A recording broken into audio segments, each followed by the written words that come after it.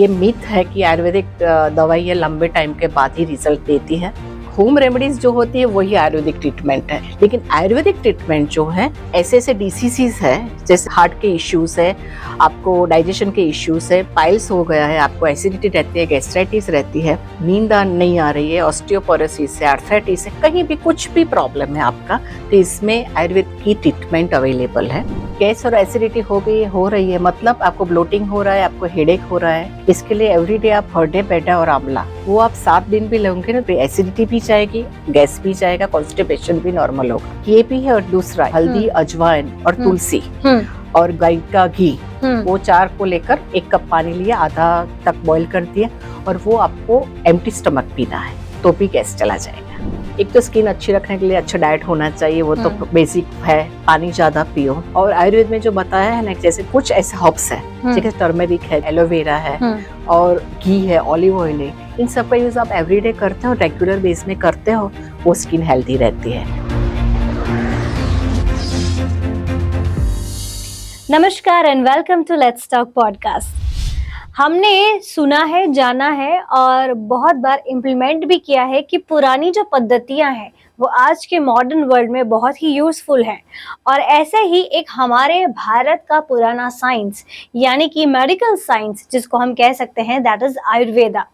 लेकिन आज के युग में जो हमें फास्ट लाइफ में हमें फास्ट ट्रीटमेंट्स चाहिए, हमें सब कुछ फास्ट चाहिए, क्या आयुर्वेदिक ट्रीटमेंट्स आज के ज़माने में जेन जी, जेन अल्फा के लिए रेलेवेंट है या नहीं?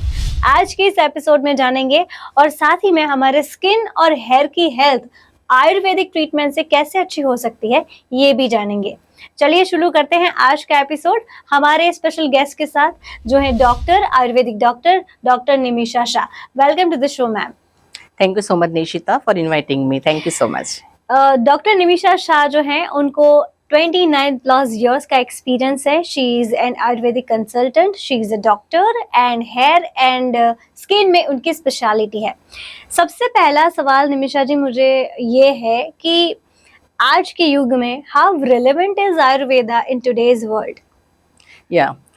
आयुर्वेद एक बहुत पुराना 5000 साल पुराना मेडिकल साइंस है और इसमें हमारे जो ऋषि मुनियों है उन्होंने बहुत सारा उनका संशोधन से उन्होंने जो भी बहुत कुछ रिसर्च किया है और उसको इस ग्रंथ में उन्होंने एक पुस्तकें लिखी है जिसमें पूरी शरीर रचना, पूरा शरीर विज्ञान और इसकी चिकित्सा कैसे आयुर्वेद से कर सकते हैं उसका सविस्तार वर्णन किया है। Ayurveda is the best treatment in the world. कोई भी डिसीज में ऐसा नहीं है कि सिर्फ ये एक्यूट डिसीज है या क्रोनिक डिसीज है, इसमें सब में इसकी ट्रीटमेंट अवेलेबल रहती है। हमने देखा कि ये कोरोना महामारी के वक्त कि हम सब इससे लड़ रहे थे, पूरी दुनिया लड़ रही थी, राइट। और इसके लिए हमने काफ़ी एलोपैथी ट्रीटमेंट को यूज़ किया था, लेकिन हमें सक्सेस नहीं मिल रही थी। उस वक्त अल्टीमेट यही बात आई कि किसकी रोग प्रतिकारक शक्ति ज़्यादा है, इम्यूनिटी पावर जिसकी ज़्यादा है वो इससे सर्वाइव हुआ और सर्वाइव भी हुआ और इससे बच भी सका। तो अल्टीमेट यही बात है कि हमारे शरीर जितना निरोगी होगा तो हम किसी भी रोग को हम हरा सकते हैं या इससे बच सकते हैं। तो आयुर्वेद का एक श्लोक है कि स्वस्थ्य से स्वास्थ्य रक्षणम, आतुरस्य विकार प्रशमनम।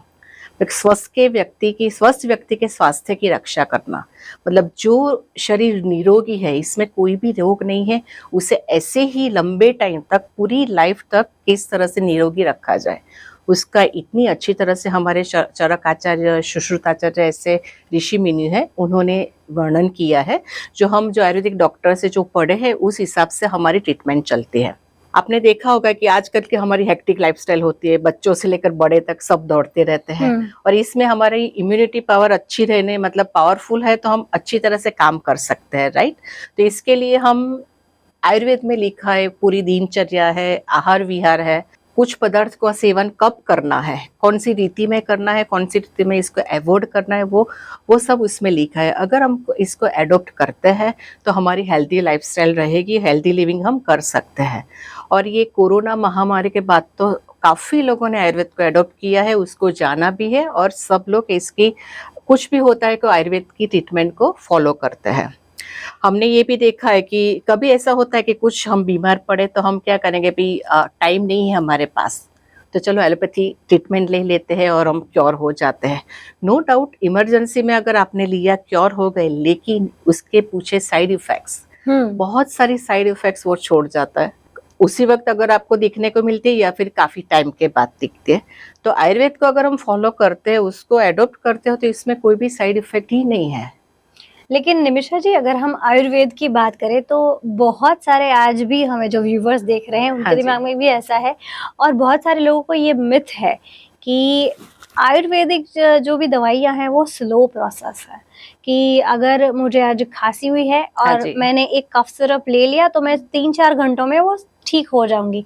लेकिन अगर मैंने काढ़ा पिया हाँ तो जी। मुझे एटलीस्ट 3 बार वो काढ़ा पीना पड़ेगा, उसके बाद जाके मैं 2-3 दिन में ठीक होंगी। क्या ये सच है? इज इट अ मिथ और इज इट ट्रू? नहीं निशिता, दैट इज मिथ। ऐसा नहीं है। अगर आपको इमीडिएटली रिजल्ट चाहिए, वैसे कि आप एलोपैथी मेडिसिन लेते हैं और आपको लगता है कि मैं घंटे में ठीक हो गया, ऐसे ही आयुर्वेद में भी ट्रीटमेंट अवेलेबल है। ओके। यस।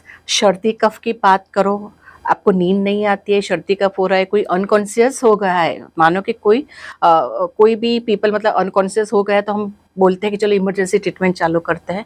आयुर्वेद में ऐसे पाउडर है, ऐसी टैबलेट आप इमीडिएटली लेते हो तो वो काम करती है। डायबिटीज है, ऑस्टियोपोरोसिस है, आर्थराइटिस है, मानो कि काफ़ी ज़्यादा पेन हो रहा है आपको, आप लेंगे तो आधे घंटे में भी आप ठीक हो सकते हो। अभी मैं इसका एक एग्जांपल दूंगी। मेरे पास एक लेडी आई थी, वो हेयर और स्किन की ट्रीटमेंट कर रही थी मेरे पास, एक्यूट डैंड्रफ था उसको। उस दिन उसने आई तो बोली कि 3 महीने से मुझे बहुत बॉडी पेन है, थाइस में पेन होता है, लेग क्रैम्प्स आते हैं, काफ़ी है कि मेरी आंखों में पानी आ जाता है, और मैं काफ़ी पेन किलर लिए लेकिन मुझे ठीक नहीं हो रहा है। फिजिशियन को दिखाया, बाद में ऑर्थोपेडिक डॉक्टर्स को भी दिखाया, एमआरआई भी करवाया, सब नॉर्मल है, लेकिन मुझे पेन बहुत ज़्यादा है, ना तो मैं सो सकती हूँ या मेरी रूटीन लाइफ डिस्टर्ब हुई है। तब मैंने बोला कि आप एक काम करो, मैं आयुर्वेदिक प्रिस्क्रिप्शन देती हूँ, एक बार उसको स्टार्ट करो, देखते हैं। और काफ़ी मेरी पुरानी क्लाइंट थी, तो उसने कहा कि चलो मैं आपसे आपका आयुर्वेदिक ट्रीटमेंट हम चालू करते हैं। मैंने उनकी नाड़ी परीक्षा की। आयुर्वेद में बताया है कि कोई भी तकलीफ, मतलब कोई भी सिम्टम्स आता है ना हमारी बॉडी का, हम बोलते हैं ना, तो उसका आधार वायु, पित्त और कफ। आयुर्वेद का वायु, पित्त, कफ का इम्बैलेंसिंग ही रोग लाता है। हम जो पढ़े हैं आयुर्वेद में कि जैसे नाड़ी परीक्षा के बाद पता चलता है कि वो पेशेंट में कौन से रोग का इम्बैलेंसिंग हुआ है, कौन सा दूषित हुआ है, और उस आधार पर हम प्रिस्क्रिप्शन करते हैं, वो दवाई देते हैं। 2 पेशेंट और दोनों के रोग एक है, लेकिन ट्रीटमेंट अलग हो सकती है। अच्छा। क्योंकि हम नाड़ी देखने के बाद उसमें वायु विकार की वजह से हुआ है, किसी को पित्त विकार की वजह से यही सिम्टम्स हुए हैं, तो वही हम दवाई लेंगे तो अच्छा होगा। तो वो लेडी ने मैंने बोला लंच के बाद ये दवाई लेनी है, 5 बजे लेनी है और रात को लेनी है डिनर के बाद। फिर ये कंटिन्यू आप 7 दिन तक रखो, फिर फॉलोअप में आना। रात को 10 बजे उनका मैसेज आया मेरे पे कि मुझे लगता नहीं है कि मेरे कहीं बॉडी में पेन है, मैं इतनी फ्री हो गई हूँ, मुझे लगता है मैंने क्या कर दिया, मुझे लाइट फीलिंग हो रही है, नहीं मुझे क्रैम्प्स आ रहे हैं, मैं एकदम फ्री हो गई हूँ। आपने ऐसा क्या किया कि आयुर्वेदिक दवाई दी कि मुझे इतना अच्छा हुआ। मैंने तो वैसे उनको प्रिस्क्रिप्शन ही दिया था, उन्होंने आयुर्वेदिक स्टोर में से लेकर दवाई दी। तो उनमें जो भी वो खाती पीती थी, जो डाइजेशन उनका पुअर था, तो जो भी खाती थी उनका पित्त भी होता था और वायु भी होता था, और वो वायु और पित्त पूरे बॉडी में जाकर उनको पेन क्रैम्प्स करते थे। मसल्स को ऐसा लगता था उनको कि मुझे बहुत पेन हो रहा है ऐसा। तो ये उनके रेमेडी हो गई, उनको बहुत अच्छा हो गया। और उस सुबह में उनका ये फोन आया कि 3 महीने के बाद मैं आराम से सोई हूँ। राइट। और काफ़ी उन्होंने 15 दिन तक ये ट्रीटमेंट की, अभी वो पूरी ठीक हो गई, उनका बहुत अच्छा है, मतलब डाइजेशन नॉर्मल हो गया, तो ऑटोमेटिकली वो जो कोज था उनमें वो ही नॉर्मल हो गया, तो राइट। तो वो क्योर हो गई। वैसा ही एक मेरे पेशेंट थे, ही वॉज 34 ईयर्स ओल्ड, और उन्हें सोबेरेसिस डर्मेटाइटिस था। तो क्या होता था इसमें, एक्यूट डैंड्रफ, और वो जब भी बैठते थे ना, कहीं भी उनको देखो तो ऐसा लगा कि पूरे बाल पे कुछ कचरा गिरा है। वो जो भी शर्ट पहनते थे, डार्क शर्ट पहनते थे, तो पूरा दिखता था कि ये सब डैंड्रफ गिरा है। ऑफिस में भी उनको ऐसा फीलिंग होता कि हर रोज लोग कहते थे, ऐसा 10 साल तक चला। ओ माय गॉड, 10 उन्होंने इयर्स। 10 इयर्स काफ़ी ट्रीटमेंट की, इसके डर्मेटोलॉजिस्ट की भी, होम्योपैथिक भी की, आयुर्वेद की उन्होंने नहीं की थी। किसी कलीग ने बोला जाने के लिए मेरे पास ट्रीटमेंट के लिए, उन्होंने आकर स्टार्ट की। तीसरे दिन उन्होंने मुझे मैसेज किया कि मैं कल आपसे मिलने आ रहा हूँ, मुझे मैं थैंक यू बोलना चाहता हूँ। 3 दिन में मेरा डैंड्रफ चला गया, कभी मेरे शर्ट पे डैंड्रफ गिरती नहीं है, मेरे हाथ बाल में जाते नहीं, हमेशा मुझे इचिंग इतनी सीवियर थी कि मैं अपने आप को कंट्रोल नहीं कर सकता था। कहीं भी पब्लिक प्लेस में हूँ तो भी मुझे कैसे मैं इसको कंट्रोल करूँ। आज मुझे 3 दिन के बाद भी पता नहीं चलता है कि मेरे हेयर में कुछ है। वाओ, इतने तो magical results. Magical result, exactly मैं वही बोल रही हूँ।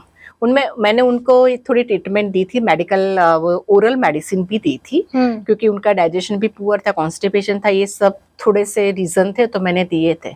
लेकिन ये वर्क कर गई जो मैंने लोकल एप्लीकेशन के लिए दिया था।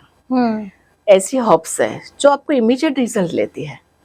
तो उन्होंने ऑलमोस्ट 2 महीने के लिए ट्रीटमेंट की और कंप्लीट क्योर हो गए और बहुत सेटिस्फाई रिजल्ट मिला। मतलब ऐसा नहीं है कि आपको बहुत टाइम लगता है, जो आपने पूछा वही उन्होंने गूगल पर डाला। ये मिथ है कि आयुर्वेदिक दवाइयाँ लंबे टाइम के बाद ही रिजल्ट देती है। तो ये बहुत सारे मिथ्स हैं रिगार्डिंग Yes. आयुर्वेदा, तो ऐसे कौन से मिथ्स हैं जो लोगों में हैं, क्या आप वो बता सकते हैं? या श्योर। एक मिथ ये भी है कि होम रेमेडीज जो होती है वही आयुर्वेदिक ट्रीटमेंट है। ऐसा भी एक होता है कि आयुर्वेदिक ट्रीटमेंट क्या जी। होती है, राइट? लेकिन ऐसा नहीं है। होम रेमेडीज आप जो करते हो वो आपके घर में से जो भी होता है, नो डाउट वो बहुत अच्छी तरह से काम करती है। लेकिन आयुर्वेदिक ट्रीटमेंट जो है, ऐसे डिसीजेस है, जैसे हार्ट के इश्यूज है, आपको डाइजेशन के इश्यूज है, पाइल्स हो गया है, आपको एसिडिटी रहती है, गैस्ट्राइटिस रहती है, नींद नहीं आ रही है, ऑस्टियोपोरोसिस है, आर्थराइटिस है, कहीं भी कुछ भी प्रॉब्लम है आपका, तो इसमें आयुर्वेद की ट्रीटमेंट अवेलेबल है। वो आप खुद नहीं कर सकते, इसके लिए आपको आयुर्वेदिक डॉक्टर की ज़रूरत पड़ेगी। और जो आयुर्वेदिक डॉक्टर्स जो होते हैं, जिन्होंने BAMS मतलब bachelor of Ayurvedic medicine and surgery का कोर्स किया है, वो साइंस स्टूडेंट होते हैं। आफ्टर 12th साइंस स्टूडेंट होते हैं, बाद में आयुर्वेद का एडमिशन लेते हैं तो 5.5 years स्टडी करते हैं। इसके अंदर पूरा एनाटोमोलॉजी, फिजियोलॉजी, पैथोलॉजी, पूरा आपका जो मेडिकल साइंस जो स्टडी करवाते हैं वही आयुर्वेदिक स्टूडेंट करते हैं। तो जब वो आफ्टर स्टडी उनके पूरा ज्ञान होता है कि शरीर रचना में क्या क्या है, हमारी ट्रीटमेंट सिर्फ अलग है। बाकी आप इस आधार पर, मतलब जब भी क्लाइंट कोई पेशेंट आता है तो उनको भी एक विश्वास रखना चाहिए कि ये वैद्य है, आयुर्वेदिक डॉक्टर है, लेकिन उनको पूरा ज्ञान है। उन्होंने 6 साल इसमें डाले हैं, पूरा पढ़ा है। हमें वही दोनों पढ़ने पड़ते हैं कि हमारा प्रैक्टिकल होता है तो हमें आयुर्वेदिक का हमारी ट्रीटमेंट को भी पता होनी चाहिए, और मेडिकल साइंस में क्या जाता है वो भी हमें पता है होना चाहिए। तो हमारे पास तो दो नॉलेज है।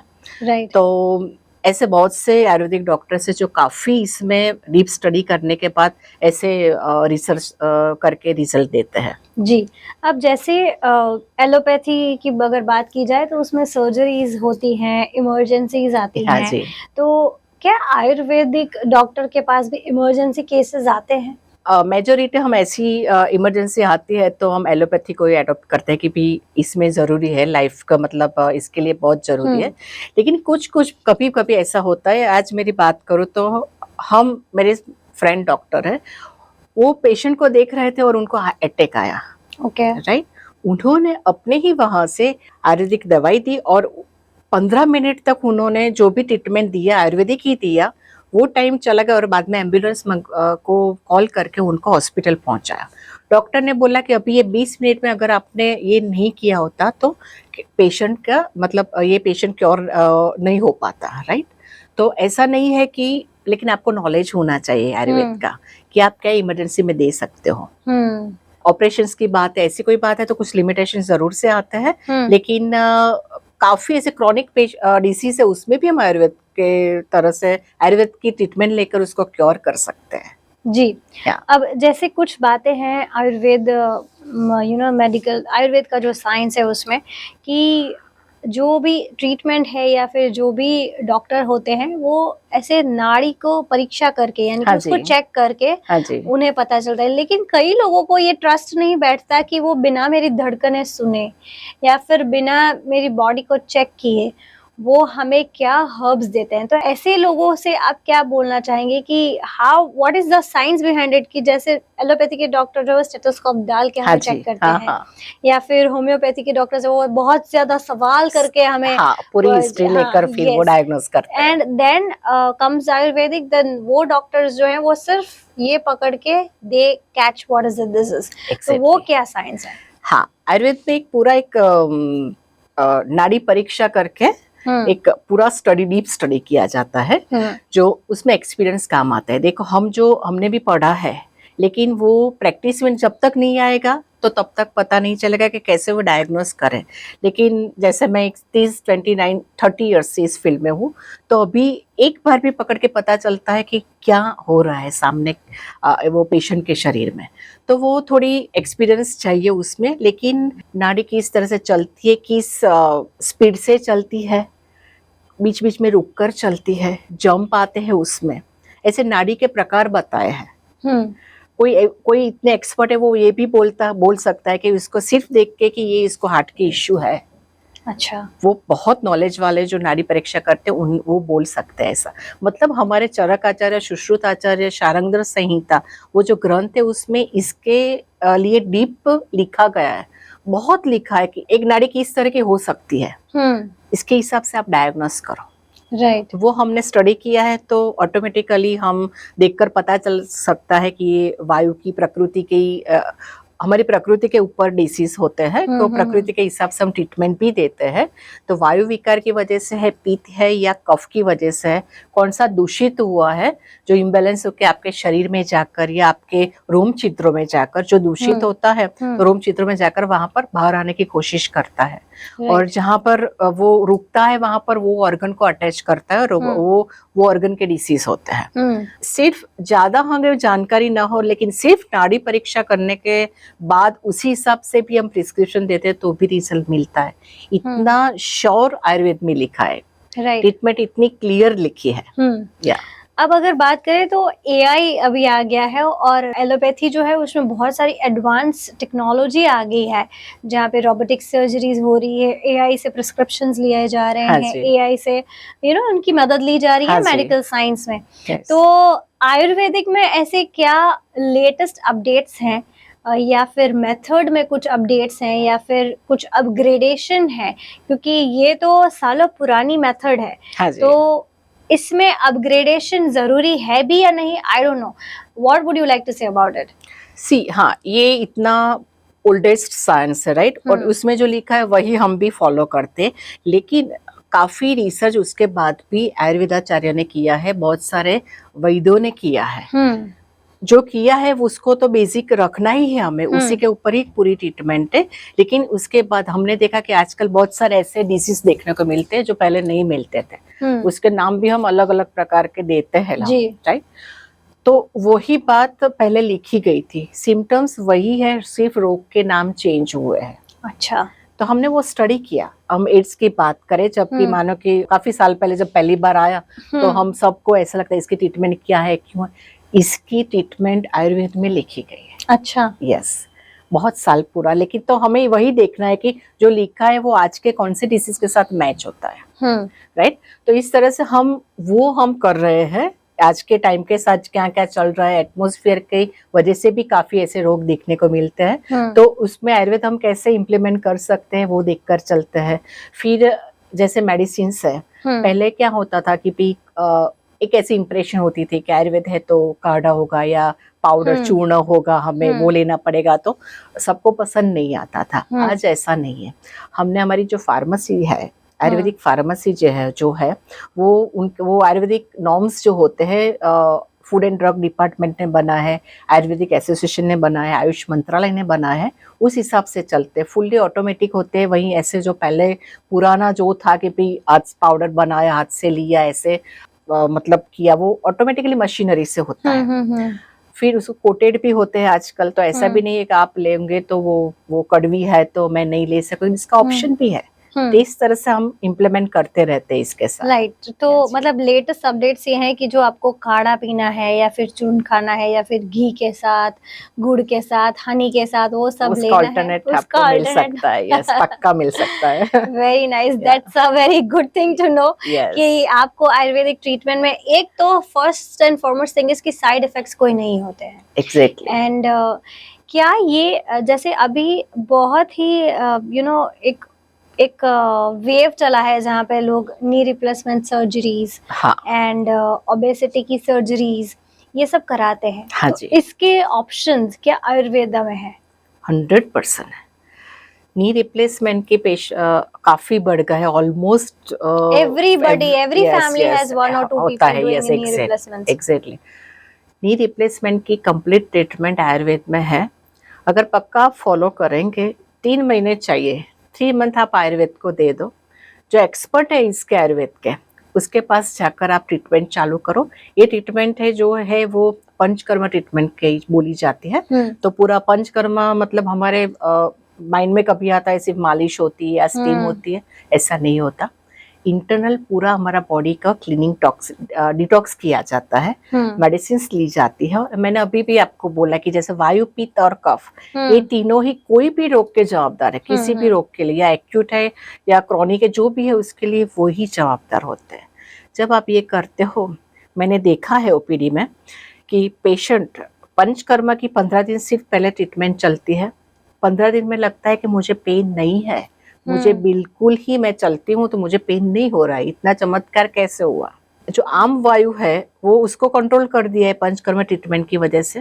तो आपको डाइजेशन आपका अच्छा हो रहा है, आपका तीनों दोष बैलेंस होते हैं, तो आपको पेन नहीं हो रहा है। लेकिन वो आपको फिर लाइफ टाइम उसको तो फॉलो करना पड़ेगा।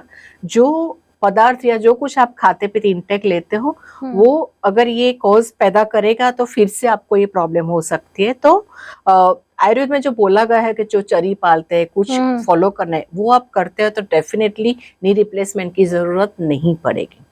अब आप बोले कि नी रिप्लेसमेंट है तो हम बोलेंगे कि यार म्यूकस नहीं है, वो दोनों बोन्स इतने नजदीक आ रहे हैं कि बहुत पेन होता है, स्पर जैसा हो गया है, तो इसकी वजह से ये कंप्लेन करते हैं।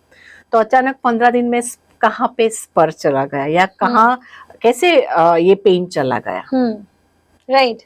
तो फिर उसका वही मैं बोल रही हूँ कि वही जो बेसिक कंसेप्ट, जो भी फंडामेंटल, जो भी साइंटिफिक रीजन आयुर्वेद में बोला है कि इसकी वजह से जो रोग होता है, तो वो भी हम क्योर कर सकते हैं। राइट। और ओबेसिटी के अभी बहुत सारे ऑपरेशंस चल रहे हैं। जी, ओबेसिटी की ऑपरेशंस को ऐसा भी बोला जाता है कि अगर आप ये करवा लो तो आपका बीपी है, आपका डायबिटीज है, वो सब भी चला जाता है। तो people are doing that just to cure their diabetes and BP as well. उनकी ओबेसिटी तो जाएगी ही जाएगी, ये भी जाएगा, लेकिन उसके साइड इफेक्ट्स बहुत रहते हैं, काफी रहते हैं। एंड वो खाना चाहे कितना भी लजीज हो, बहुत सारा नहीं खा पाते हैं, बिकॉज इट इज लाइक हाँ, वो तो बेसिक उनको कॉज है तो कंट्रोल करना ही पड़ेगा।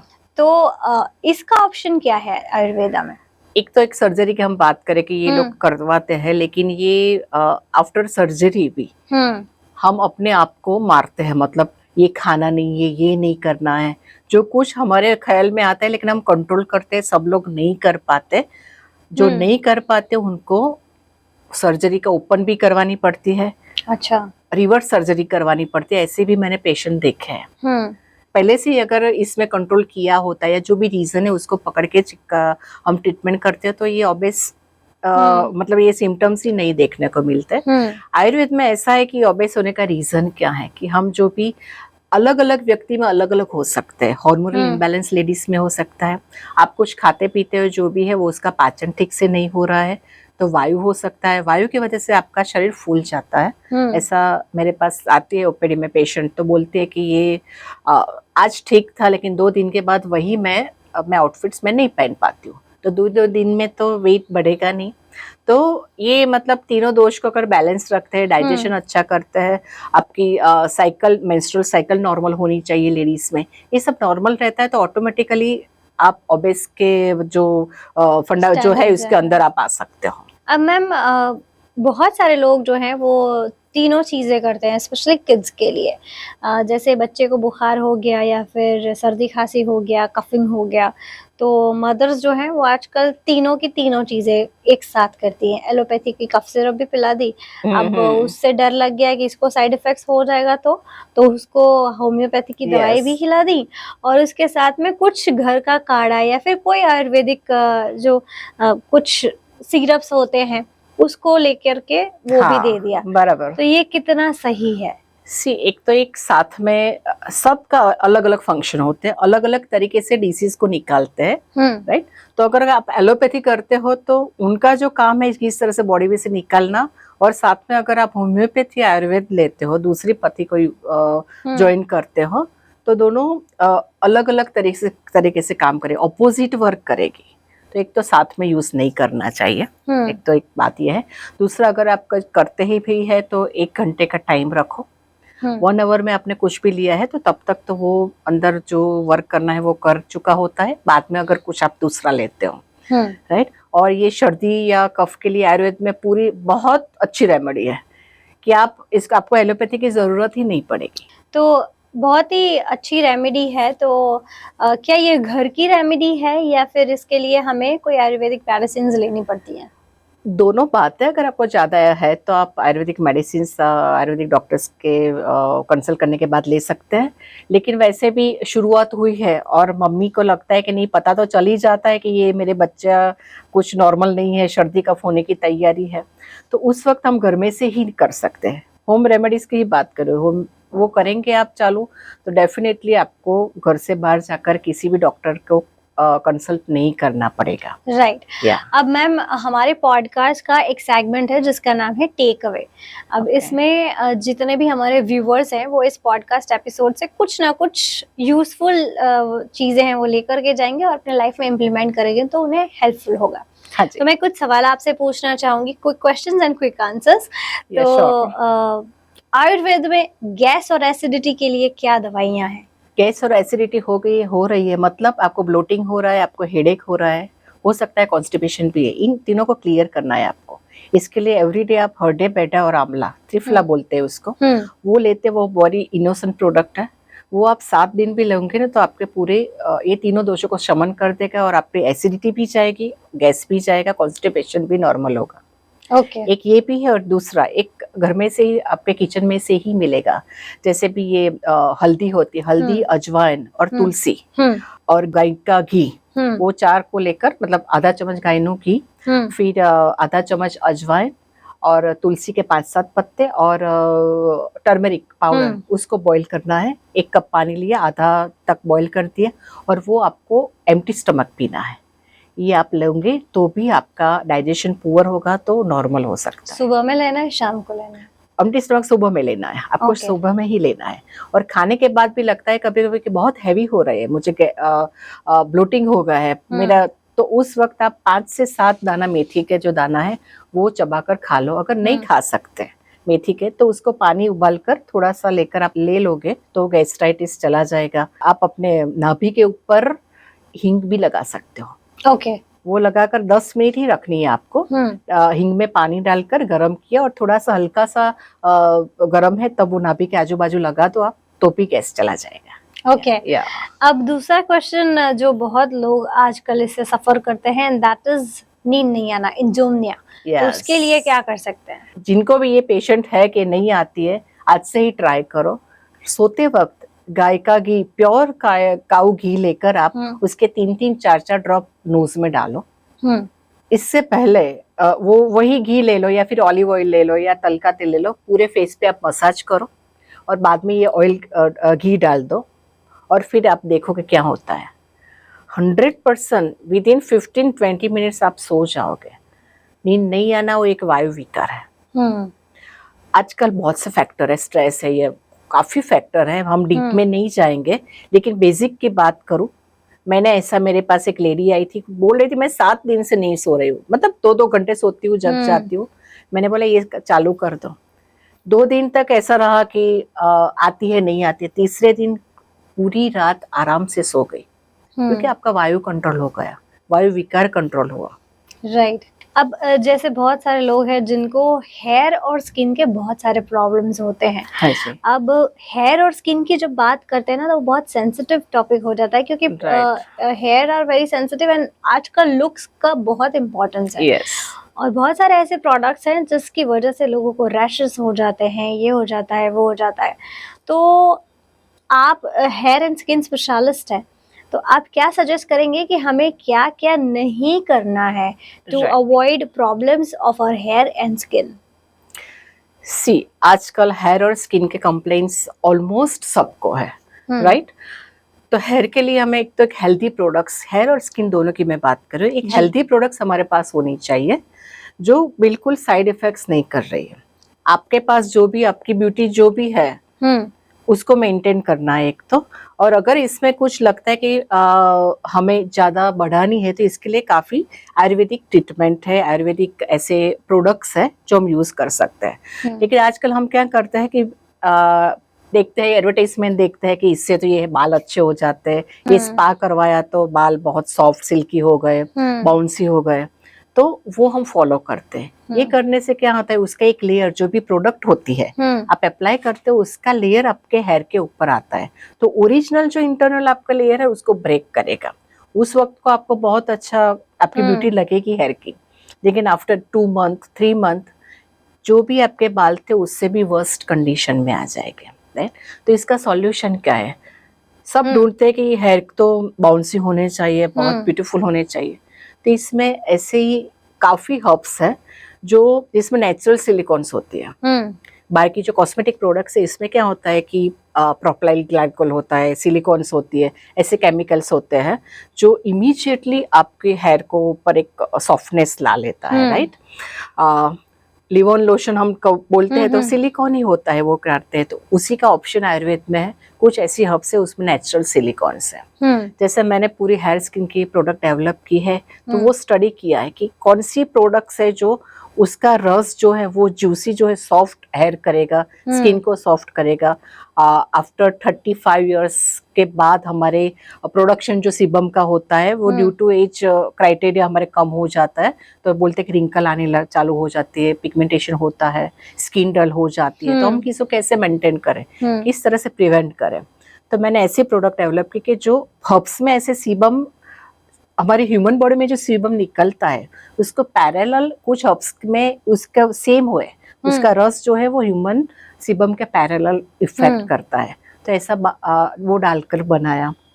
और कुछ ऐसे हर्ब्स है वो बोलते हैं कि वो अगर आप लगाते हैं तो आपका पिगमेंटेशन भी चला जाता है, आपके मॉइस्चर भी मेंटेन रहता है, आपके हेयर भी सिल्की सॉफ्ट रहता है, डैंड्रफ भी चला जाता है, आपकी स्किन का मॉइस्चर, स्कैल्प का मॉइस्चर अच्छा रहता है। तो इसके लिए आपको ये सब अच्छे प्रोडक्ट यूज करने चाहिए। आजकल बोलते हैं कि ऑयल नहीं यूज करना है, सब ऑयल यूज नहीं करते हेयर के लिए, लेकिन ऑयल यूज करने से सिर्फ हेयर के लिए भी नहीं, हमारी इंटरनल हेल्थ के लिए भी बहुत बढ़िया है। आजकल हम जो स्ट्रेस में रहते हैं, सिर्फ ऑयलिंग करने से आपकी काफी नर्वस सिस्टम काम हो जाती है। अच्छा। गुस्सा आना, स्ट्रेस को मैनेज नहीं कर पाना, अगर आप ऑयलिंग करते हैं हेयर में तो ये भी एक बेनिफिट है। और दूसरा एक फूड मिलेगा आपके हेयर को, जो हमारे बॉडी में हम बोलते हैं ना कि हम जो खाते पीते हैं वही बाहर आता है हमारी हेयर के और स्किन के ऊपर, हेल्दी दिखते हेयर और स्किन। आप अच्छी तरह से बहुत कुछ अच्छा खाते पीते हो, मतलब हमारा डाइट तो बहुत बढ़िया है, हम वो सोच समझ कर लेते हैं। लेकिन हमने वो देखा कि वो जो अंदर ब्लड में जाकर वो स्किन में, हेयर स्किन में कैसे जाता है, आपके पूरी मैं हेयर की बात करूँ कि आपके सब लेयर से वही पैक है, वही पैक है। तो जो आप खाते पीते हैं वो बाहर निकल कर ना तो आपके हेयर को मिलेगा, नहीं आप अच्छे प्रोडक्ट डालोगे तो वो अंदर जाएगा, तो आपके हेयर फॉल होंगे, थिनिंग हेयर होंगे, बैलनेस हो जाएगी, काफ़ी हेयर प्रॉब्लम्स होंगे। तो स्किन को हेल्दी रखने, स्कैल्प को हेल्दी रखने के लिए हेल्दी प्रोडक्ट चाहिए। जो भी जिनके पास भी है उनका अप्रोच करो, तो डेफिनेटली आयुर्वेदिक में उसमें ऑप्शन है ही, राइट। और अभी आजकल स्किन के लिए ना लेजर ट्रीटमेंट्स बहुत लोग करवाते हैं, सो उसका सब्स्टिट्यूट क्या आयुर्वेद में है, और how safe it is to do the laser treatment? या ये बहुत आजकल चलता है कि लेजर ट्रीटमेंट चल रही है, नो डाउट इसका सब्स्टिट्यूट मतलब आयुर्वेद में इसका नहीं है। है ऐसे कुछ उपटन है जो हम करते हैं, तो कुछ मात्रा में हम इसको इम्प्रूव कर सकते हैं, लेकिन परमानेंट उसको नहीं कर सकते। लेकिन वो जो आप लेजर का ऑप्शन लेते हैं कि उसको इसकी वजह से आपको अपना प्रॉब्लम सॉल्व करना चाहते हैं, लेकिन काफी साइड इफेक्ट्स रहती है। हो सकता है कि सबको नहीं होगी, बोलेंगे कि नहीं मैंने तो करवाया कुछ प्रॉब्लम नहीं होगा, लेकिन वो आपके रोम चित्रों है वो पैक हो जाता है एक तो आपका जो पर्सपिरेशन, जो अंदर से जो कचरा निकलता है, दूषित जो भी अंदर से निकलता है वो बाहर नहीं निकलेगा। वो एक आपकी स्किन को जो ऑक्सीजन नहीं मिलेगा, तो इसकी वजह से आफ्टर लॉन्ग टाइम इसकी काफी इफेक्ट साइड इफेक्ट्स आ सकती है। दूसरा, सेम टाइम पे जब आप कर रहे हो, मैंने ऐसे देखा, अभी मेरे पास एक शिकागो की पेशेंट है, यहाँ पर उसने करवाया और फिर वहां पर चली गई, अभी शायद दिसंबर में ही गई। उसके बाद पूरी स्किन पील हो गई है उसकी। Oh my God. पील ऐसे आप उसको देख नहीं सकते, तो कोई भी रेमेडी काम नहीं कर रही है। उसने बोला मैं घी लगाती हूँ, कैस्टर ऑयल लगाती हूँ, एलोवेरा लेकर आई लगाई, लेकिन कोई काम नहीं कर रहा है। तो सबको ये प्रॉब्लम नहीं होगी, लेकिन उसे हुई है। तो मतलब सबकी सेंसिटिविटी अलग होती है, सबका बॉडी अलग तरह से रिएक्ट करता है। तो ये चलता है, लेकिन it is not natural option नहीं है ये। राइट। तो हमारी स्किन को अच्छी रखने के लिए हमारे पास क्या ऑप्शन है, हम आयुर्वेद में क्या चूज कर सकते हैं? एक तो स्किन अच्छी रखने के लिए अच्छा डाइट होना चाहिए, वो तो बेसिक है, पानी ज्यादा पियो। और आयुर्वेद में जो बताया है ना, जैसे कुछ ऐसे हर्ब्स है, जैसे टर्मेरिक है जो हमारे घर में मिलती है, टर्मेरिक है, एलोवेरा है, और घी है, ऑलिव ऑयल है, इन सब का यूज आप एवरीडे करते हो, रेगुलर बेस में करते हो, तो डेफिनेटली आपकी स्किन को जो चाहिए, जो भी सिक्रेशंस हमारे शरीर में होते, बॉडी में होते हैं, वो अगर किसी में कम होते तो इसका सब्स्टिट्यूट ये 4-5 प्रोडक्ट में है। आप अगर वो अप्लाई करते हो तो डेफिनेटली वो स्किन हेल्थी रहती है। मैम, बहुत सारे लोगों को यंग एज में ग्रे हेयर होने लगे हैं, तो उसका कोई रेमेडी है? वो इसके लिए grey hair, premature grey hair जो बोलते हैं, मैंने उसमें काफी रिसर्च किया है। मेरे पास अभी पेशेंट काफी है, बच्चे हैं जिनका ग्रे हेयर है। अभी लास्ट वीक मेरे पास 14 साल की बच्ची आई है, उसके 80% ग्रे हेयर हो गए। Oh my God. मेरे पास ऐसे बच्चे काफी टाइम से ऐसे थे कि 2-3 बाल हेयर ग्रे आते हैं, तो मम्मी बोलती कि पता नहीं कैसे हुए, तो उन्होंने मेरी ट्रीटमेंट चालू कर दी। तो फिर मैंने दवाइयाँ कुछ उसकी नाड़ी देख के 1-2 दवाइयाँ भी दी थी, और दूसरा मैंने हेयर ऑयल और एक पैक दिया था कि जो आपको रेगुलर उसको यूज करना है। तो आफ्टर 3 मंथ वो बिल्कुल ग्रे में से नॉर्मल कन्वर्ट हो गए। वाओ। यस। फिर एक दूसरी बात कि क्योंकि इसका रीजन है, उनको ग्रे हेयर हुए तो क्यों हुए हैं। अब मैं इस पेशेंट की बात करूँ तो अभी मैंने स्टार्ट किया इसकी ट्रीटमेंट, मैंने इतने टाइम में इतने ज्यादा ग्रे हेयर 14 साल में नहीं देखे, पूरे वाइट ही आ गए समझो, राइट। तो क्या रीजन है, तो मैंने उसकी नाड़ी परीक्षा करके मुझे लगा है, जो भी मैंने नोटिस किया है कि क्या प्रॉब्लम है। अगर ये due to disease, due to some imbalancing की वजह से हुआ है, तो वो ग्रे हेयर कवर हो सकते हैं, वो नॉर्मल ब्लैक आ सकते हैं, राइट। लेकिन मानो कि किसी को हेरिडिटरी है, कि मम्मी पापा को भी कम उम्र में, यंग एज में ही हुए थे और है, तो वो बहुत डिफिकल्ट है। लेकिन फिर भी आयुर्वेद में ऐसी हर्ब्स है जो इसको बोलते हैं कि ये DHT ब्लॉकर की है, बोलते हैं इसको, डिहाइड्रोटेस्टोस्टेरोन जो निकलता है हमारे शरीर में, खास करके जेंट्स में, वो जहाँ जहाँ निकलता है ना, वहां से वो बाल गिर जाते हैं। तो मेंस में ज्यादा वो एक्टिव रहता है, तो हम जो मेल बैलेंस होती है वो हमने कभी लेडीज में नहीं देखी, तो उनमें ज्यादा एक्टिव रहता है। तो कुछ ऐसी हर्ब्स है कि वो आप लगाते हो ना, तो वो उसी की इफेक्ट को भी डाउन कर देता है। तो काफी कुछ है। मैंने ये अपने ये 30 साल के टाइम में, जो मेरी करियर के टाइम में, मेरा आज भी मेरा रहता है मैं स्टडी करती हूँ कि क्या किया जाए। तो एवरीडे जो ग्रे हेयर के पेशेंट आते हैं, डेंड्रफ के आते हैं, सोरियासिस के आते हैं, सोरियासिस की ट्रीटमेंट भी बहुत अच्छी है आयुर्वेद में। मैंने ऐसे उसको डेवलप किया है, कुछ प्रोडक्ट्स ऐसे डेवलप किए हैं जो सिर्फ आप प्रोडक्ट ही लगाओ, मैं बोलती हूँ मेडिसिन नहीं लेनी है, 15 दिन तक आप प्रोडक्ट यूज करो, फिर देखो क्या रिजल्ट मिलता है, आपका बॉडी क्या आप सपोर्ट देता है। तो आप मानोगे नहीं, सिर्फ ये करने से 15 दिन में क्योर होता है 15 दिन में। काफी कम हो जाता है, वो ड्यू टू आयुर्वेदा। जो प्योरिटी जो आयुर्वेदा की है, हमें ऐसे सोर्सेस भी है कि मटेरियल ऐसा मिलता है, इसमें से ये प्रोडक्ट मैंने डेवलप की है।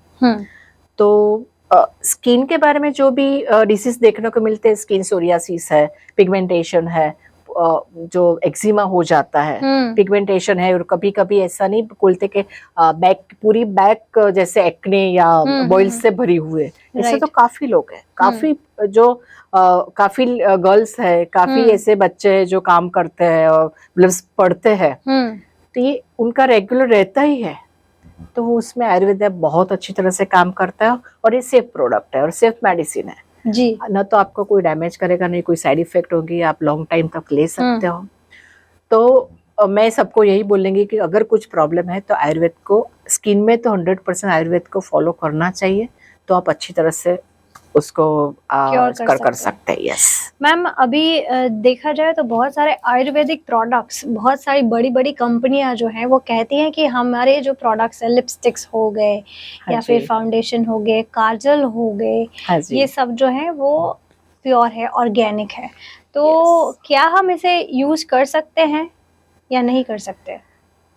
अगर कोई भी कंपनी ये क्लेम करती है कि ये प्योर है, तो हमारी एक लायबिलिटी मिलती है कि आप जो प्रोडक्ट लेते हो आप पढ़ो इसमें कि क्या लिखा है। एक तो हमारे गवर्नमेंट के नॉर्म्स है कि जो भी आप देते हो तो वो पूरा प्रोडक्ट के ऊपर लिखा होना चाहिए, राइट? तो आप देखो इसमें क्या है। देखने के बाद पता नहीं चलता है कि इंग्रेडिएंट्स किसमें यूज होता है, तो आप गूगल सर्च करो तो पता चलेगा। तो मैंने भी देखा है कि काफी ऐसे हम बोलेंगे ये नेचुरल है, ऐसा है, लेकिन कुछ ऐसे इंग्रेडिएंट्स होते हैं कि जो मार्केटिंग गिमिक की तरह का वो यूज करते हैं, और आफ्टर ऑल कभी ऐसी साइड इफेक्ट्स भी होती है। तो हमें अवेयर होना है कि हमें ऐसी प्योर और नेचुरल प्रोडक्ट मार्केट में से लेनी है। लेबल पढ़ के आपको देखना है जी।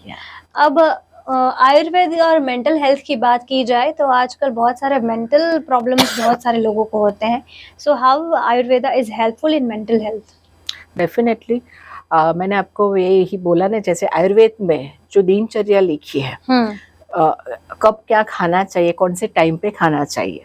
अगर आप थोड़े से डिस्टर्बेंस, आज क्यों इतने साइकोलॉजिस्ट बढ़ गए, आज ऐसा क्यों होता है कि बहुत डिप्रेशन, ये काफी हम बैलेंस नहीं कर पाते, सब मैनेज नहीं कर पाते, ये सब कॉमन सा हो गया है। तो इसका मतलब कि आपकी शारीरिक अवस्था और मानसिक अवस्था दोनों में बैलेंस नहीं है। उसके लिए कि हमें दवाई लेने की जरूरत नहीं, ऐसा नहीं है। हमारे रूटीन में जो भी हमारा रूटीन जो है, इसी को थोड़ा चेंज करना है। ये करने से ऑटोमेटिकली आपकी इनर जो नर्वस सिस्टम जो है वो प्रॉपर काम करती है, और इससे हम मतलब उसको भी सरवाइव कर सकते हैं जी। अब एक लास्ट क्वेश्चन मैं आपसे पूछना चाहूंगी कि हमारे व्यूवर्स जो छोटी मोटी बीमारियां से पीड़ित होते हैं, बार बार बीमार पड़ जाते हैं, तो इम्यूनिटी को स्ट्रॉन्ग करने के लिए हमें कौन सी एक ऐसी इंग्रेडिएंट जो है वो हमें हमारे डाइट में, या फिर कोई ऐसी दवाई है आयुर्वेद की जो हमें कंपलसरी लेनी चाहिए, जिससे हमारी इम्यूनिटी भी बढ़ेगी और हम बार बार बीमार भी नहीं पड़ेंगे? आयुर्वेद की ट्रीटमेंट में एक रसायन चिकित्सा बताइए। रसायन मतलब कि आपके बॉडी को हमारे शरीर जो है सप्त धातु से बना है, रस, रक्त, मांस, मेद, अस्थि, मज्जा और शुक्र। अगर ये सप्त धातु बैलेंस रहती है, मतलब रसायन मतलब हमारे एज फैक्टर दिखेगा नहीं, एजिंग प्रोसेस जो होती है वो दिखेगा नहीं, आपकी इम्यूनिटी सिस्टम बढ़ेगी। तो इसके लिए रसायन चिकित्सा करनी चाहिए। रसायन चिकित्सा में काफी ऐसे द्रव्य का उल्लेख किया गया है, लेकिन हम कॉमन की बात करें को जैसे रसायन पाउडर है, गोड़ो, गोखरू और आमला, वो त्रिदोष नाशक है। अगर वो हम लेते हैं तो वो आपके शरीर में कोई भी रोग है, नहीं है, या कोई भी कंप्लेन है, सबके ऊपर वर्क करेगा। आपके एज फैक्टर को भी हम एज को रोक तो नहीं सकते, उसके ऊपर कुछ कंट्रोल नहीं कर सकते, लेकिन जो साइड इफेक्ट्स होती है, जो दिखता है हमें, उसको तो कंट्रोल कर सकते हैं। तो अगर इसको फॉलो करते, रसायन चिकित्सा जो दिखाई गई है वो करनी चाहिए। राइट, तो उससे हमारी इम्यूनिटी भी बढ़ती है और हम बीमार भी नहीं पड़ते। Exactly, yes. Thank you so much ma'am, it was pleasure having you on the show. और बहुत थैंक यू सो मच, बहुत सारी बातें हमें जानने को मिली, और मैजिकल रिजल्ट्स के बारे में हमें पता चला कि आयुर्वेद इतने सारे मैजिकल रिजल्ट्स देता है, कम टाइम में। ये एक Exactly. मिथ आपने दूर किया, so thank you so much. Thank you so much, Nishita. Thank you. Yeah. It was pleasure having doctor Nimisha Shah on the show, और ऐसे ही हम इंटरेस्टिंग गेस्ट को वापस अगले एपिसोड में लाएंगे। तब तक के लिए आप शेयर कीजिए इस एपिसोड को, सब्सक्राइब कीजिए हमारे चैनल को और देखते रहिए let's talk podcast. Furniture courtesy Taroni furniture private limited. Thank you.